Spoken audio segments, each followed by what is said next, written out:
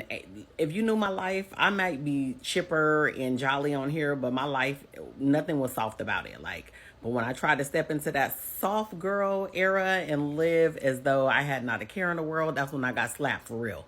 So this has been one of those topics, Tina, where it's like you have the women who are talking about soft girl this, soft girl that. Yeah, I'm living in my soft girl this, and I'm living in my soft girl that. But then you have some women that I'm noticing don't even know what soft girl era is, right? If it's an era, right? Because now we're calling everything an era. But I mean, soft girl has always been around. It's just we just recently put a name to it, right? Where again, I think for some women, it may mean something of where you are a kept woman, where you get to stay home, you don't get to work, you get to go and have mimosas with your girlfriends during the day when everyone else is working. You can stay at home with your kids if you like. You pretty much have no worries in the world, right? Where you can just kind of be free, go get your nails done in the middle of the week when there's no one there, go get your hair washed just because.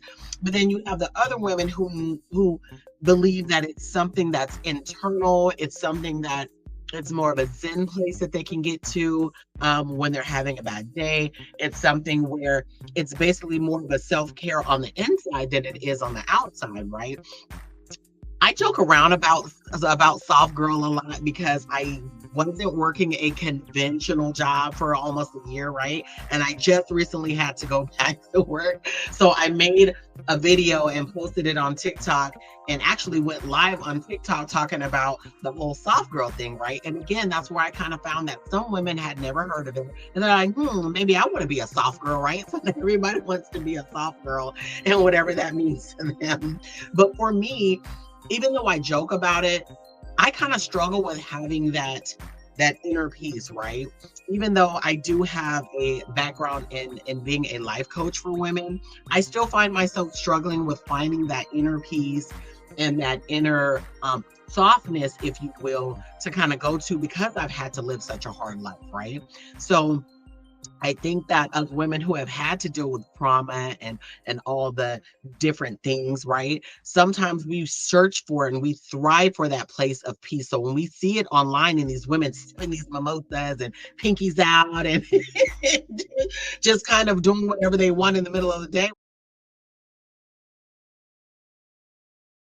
while we're hustling and bustling, we're like, I want a piece of that. So we see that and we're just like, okay, well, if that's a soft girl, I don't want that. But then you have some women who are like, that shit doesn't exist. What is that? Like, I don't, who wants to just sit on their butts all day and walk the mall in heels and, you know what I'm saying? And do this and do that. It doesn't exist. It does for me in a sense, but then sometimes I think social media skews it and kind of gives you this perception that a soft girl is where you absolutely just are so kept to the point to where you don't want for anything, right? And they really don't work on the internal. With those two different sides, Tina, do you fall in either one of those categories, or do you feel like that whole soft girl era needs to be put to bed and it doesn't exist? What say you?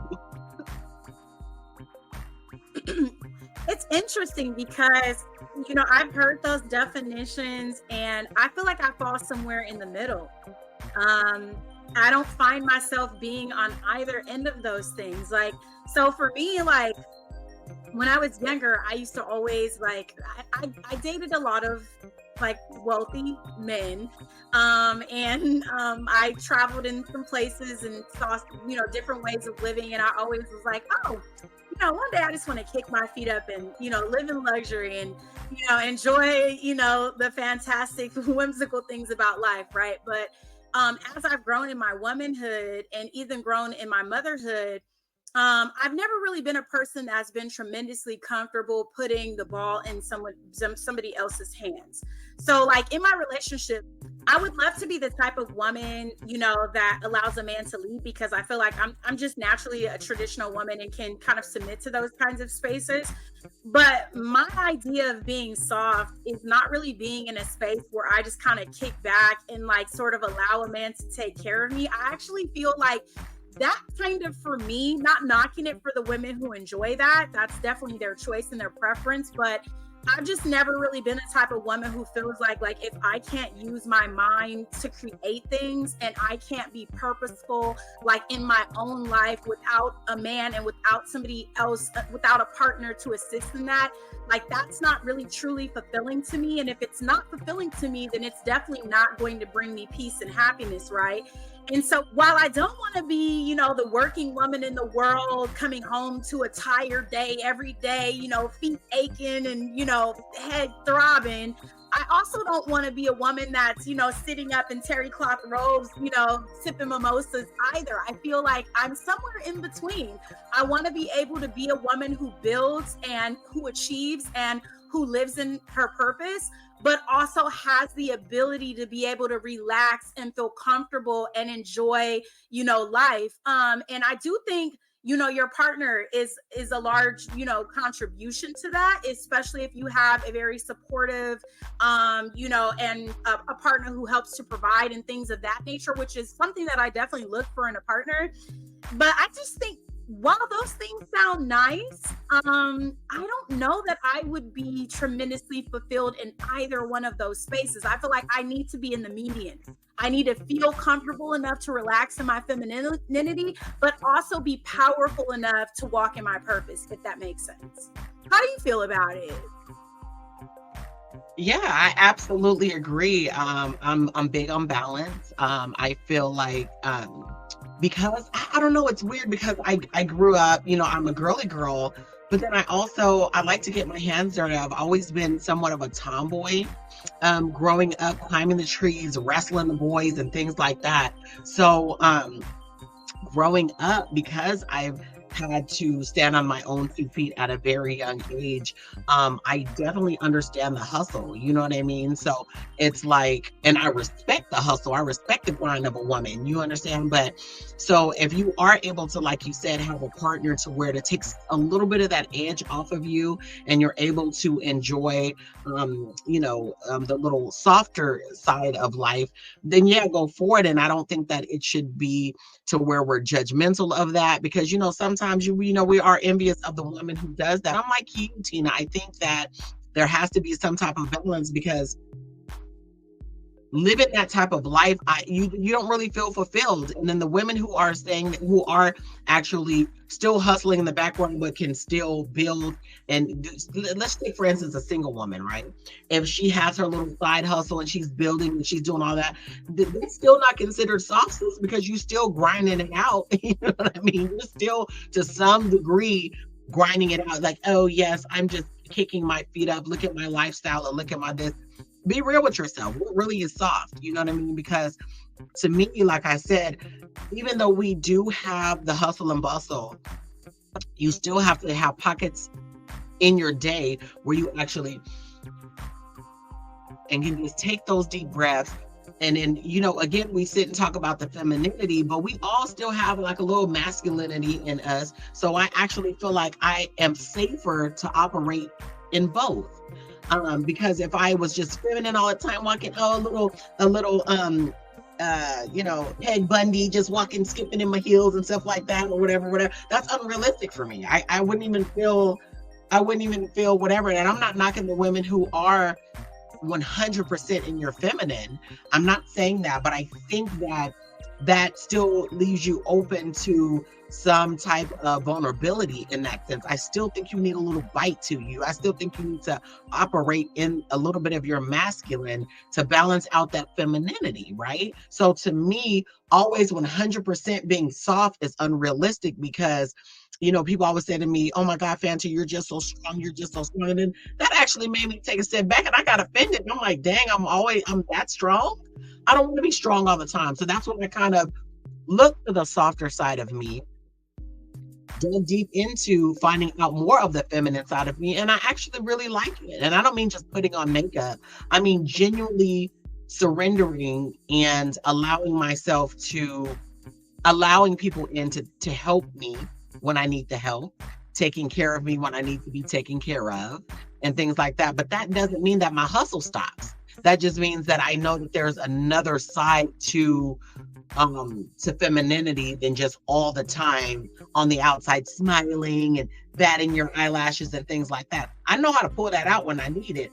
But at the same time, I love the more masculine side of me because I know I'm not going to be stepped on. I know that I can always get her done. You know what I'm saying? But at the same time, I know when I need to be feminine as well. Do you feel like you agree with that? Do you feel like you need that balance in order to be soft, or do you just feel like operating in the soft all the time is a safe place to be? I mean, I think it's the former. I think I need both to feel that level of softness. I mean, I've never been in a space where I could just like only be soft, right? But I have been afforded the opportunity. So I have been in relationships where the person has asked me to leave my job, offered to get the home, I just wants me to kick my feet up, wants me to be there when they get home from work. And, just even at one point, I remember I wanted to like pursue my dreams and I was moving off to LA, and the gentleman I was dating at the time was like, no, I'll put you up in a home. Like, you can just do all of that here. And just like, and I remember thinking someone else is facilitating for me. Like, I'm not knocking the people that are in that space, but I can just say that like maybe twice, 2 or 3 times in my life, I've been offered a space where I could be what you call, a kept woman, quote unquote, a kept woman. And in all of the situations where I've been in relationships like that or partnerships like that, I just never really felt like completely fulfilled. And I also feel like to some degree, a lot of women don't talk about this, but I can say this from firsthand experiences. When you are in situations like that, I find oftentimes that the partners step out faster, because it's almost like they know you're completely reliant on what they're providing, what they're doing.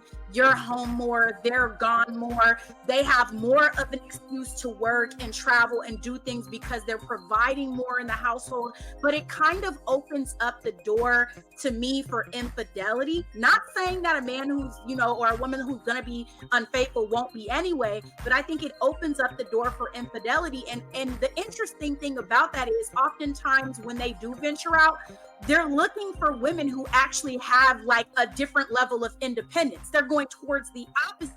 I can only say that, like, having had that kind of experience myself and like kind of turning away from relationships that put me sort of in that kept woman space, that's not necessarily a space that I feel like I would be tremendously happy in.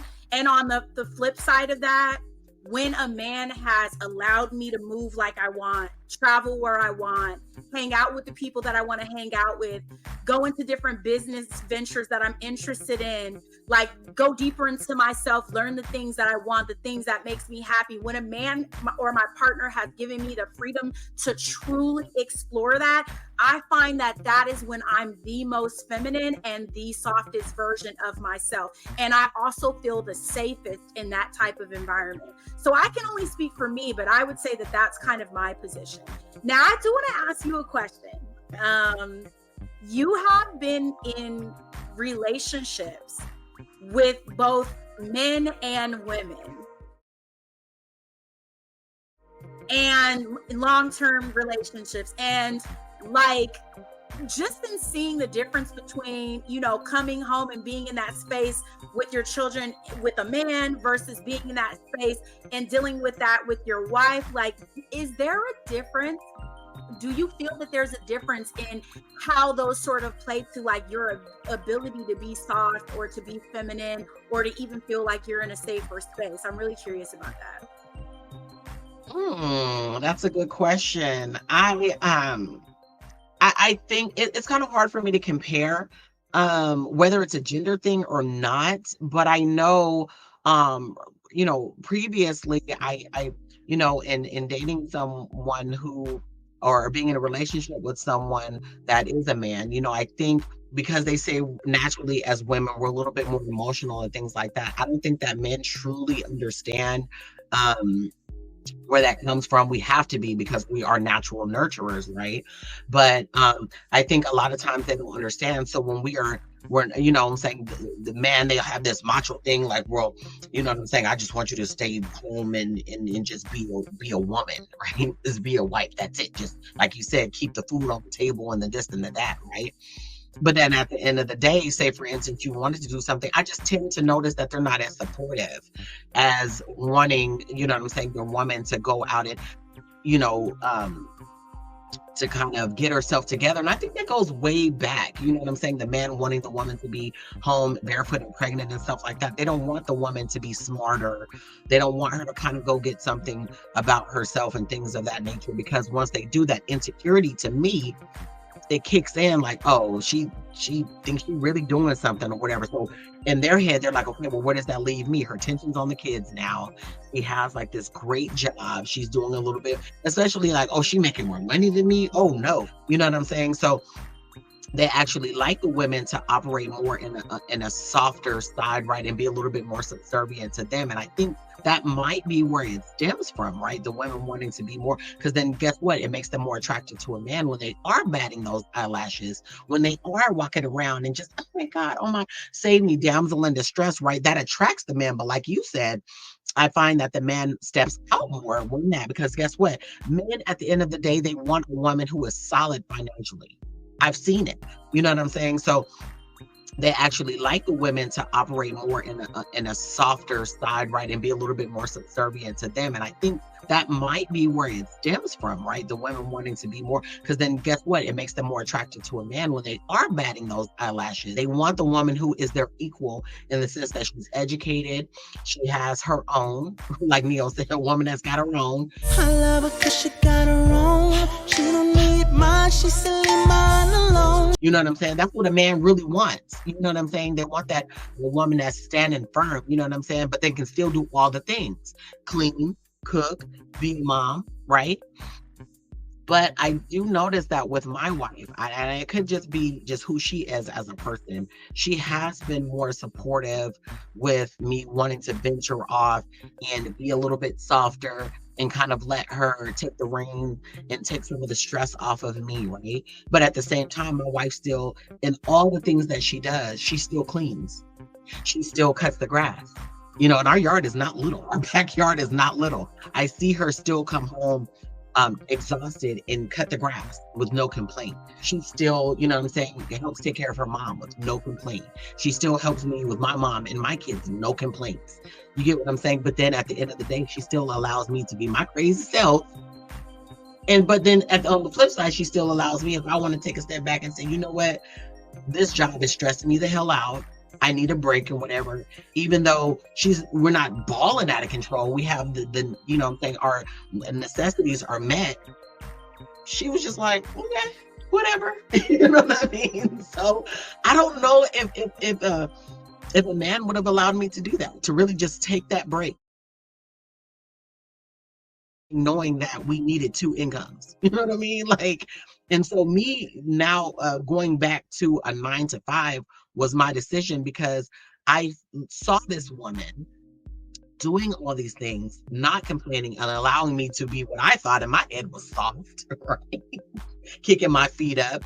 But then I'd be remiss if I didn't go back to work, because I'm like, I see you really out here struggling. Not that she complained, but you know what I'm saying? Like, I felt like it was my duty to actually step in, and not that I'm still not soft, you know what I mean? But at the same time, that beast mode had to kick back in, you know what I mean? So yes, I would say that I see a difference, because looking at my exes that were men, I don't know if I could have done that with them. I really don't. My ex-husband, I didn't work, and it was only because I was in school. You know what I'm saying? So, and even then, I wouldn't even say that he didn't complain. It was just more so like, okay, when you go kind of get yourself together, you know what I mean? So yeah, I would say that I see a difference, and that's why I love my wife so much. She's supportive, and she allows me to. She respects my gangster. She loves the fact that I do operate in my masculine sometimes and stand firm. She loves that I bite off heads when I need to, but at the same time, she respects and she loves my softer side. So I give her, and I think that's what happens when you find your better half. You allow yourself to be vulnerable and operate in both. So yeah, I would say that she actually respects my thug, but she also loves when I'm a little bit more feminine and a little bit more dainty, a little bit more like that. But then, she loves my sassy side as well. So yeah, she lets me operate in both. And I respect that she can operate in both as well, because she wasn't as vulnerable, you know what I mean? Because she was always taking care of everyone else. She never really, you know what I'm saying? I think until she met me, was able to cry and be more vulnerable and be more. And I think vulnerability in anyone, male or female, is not necessarily soft, but I think that it's one of the most beautiful things that you can ever be, is vulnerable. So, again, I like to operate in both, and I'm with someone who allows me to actually explore both sides of that, whatever it may look like to us. Yeah, absolutely. Well, I love that you pointed out that it's attributed more so to like sort of like the characteristics and the traits of, your partner, and kind of like how they facilitate being a support system to you. I think that's like a great way to kind of, explain what that feels like to be in a comfortable, safe, kind of soft environment. And I'm the same way. I'm equally, masculine and feminine. Most of my partners have identified me more in the masculine. They say that I have more of a masculine persona. But again, I think that goes back to, being allowed to be in a space where you feel safe enough and comfortable enough to feel soft. And I think that that's really important. I am a person who they identify as looking feminine. But as far as like my personality traits, I would definitely say that I can come across a lot more, give more masculine energy. And I think I'm comfortable in that space. I think, for me, soft just means that I'm in a peaceful, happy space. And that doesn't necessarily mean relinquishing, all of my wants or my desires or my duties over to someone, or even having somebody to dictate what that's going to look like. It's just me being comfortable in who I am in my own skin. And to your point with vulnerability, I think that that's the key to vulnerability, is really understanding who you are and being comfortable in your own skin, which allows you to be able to communicate that to other people. It sounds like we're kind of in a similar space where we see kind of both sides of it. To speak to more of the women who are living what I would identify as like an extremely soft life, do you think you could ever be in one of those spaces? Like where you are just living like in your ultimate softness, kicking your feet up, drinking mimosas, as they say. Like, could you see yourself ever being in a space like that?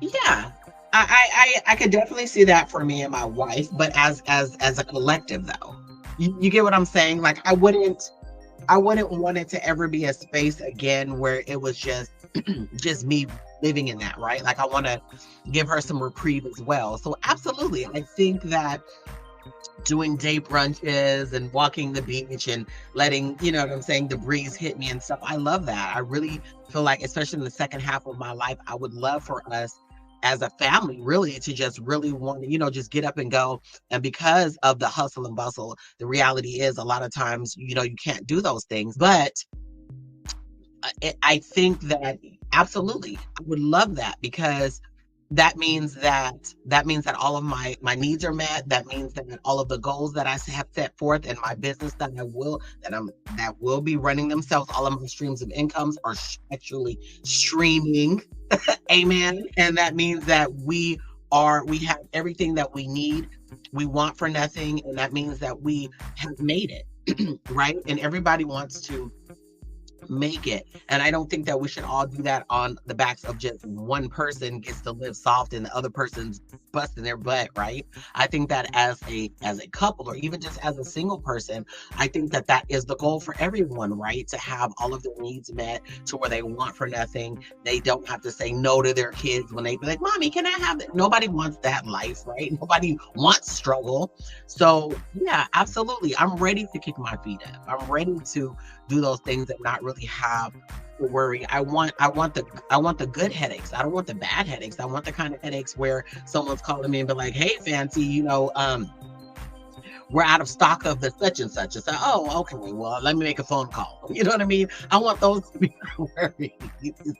I don't want my worries like, "Girl, your light bill is due." Nobody wants that type of life, right? So ultimately, that is what I want. I want for my, for my mimosas to be handed to me on a tropical island somewhere, right?